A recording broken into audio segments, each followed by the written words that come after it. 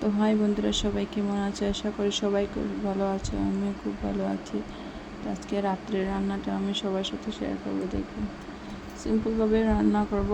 তো এখানে দেখছি কি মাছ আনলেন আমার শ্বশুর মশাই। এখন মাছটা ভালো করে ধুয়ে টুয়ে নেব।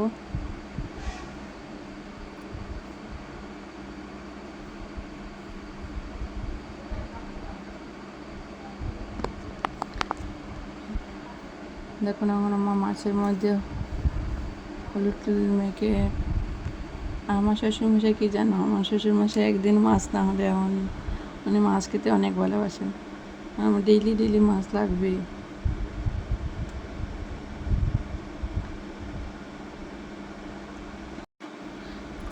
খুব সুন্দর করে মাছগুলো একটা একটা করে ভেজে নেব। তারপর আবার দেখছি কি সবজি দিয়ে বানাবো মাছ দিয়ে, এটাই চিন্তা করে সব বউরার কী দিয়ে কী বানাবো, এটাই সব বউরার একটাই চিন্তা থাকে, ঠিক না? তো আমি ভাবলাম কী দিয়ে বানাবো, পরে ভাবি না, আলু দিয়ে বানিয়ে ফেলি। কারণ আমার আলু দিয়ে মাছ দিয়ে যেরকম টেস্টি হয় খেতে, আর কোনো আমার ভালো লাগে না অন্য কোনো সবজিতে। আলু দিয়ে সবচেয়ে ভালো লাগে।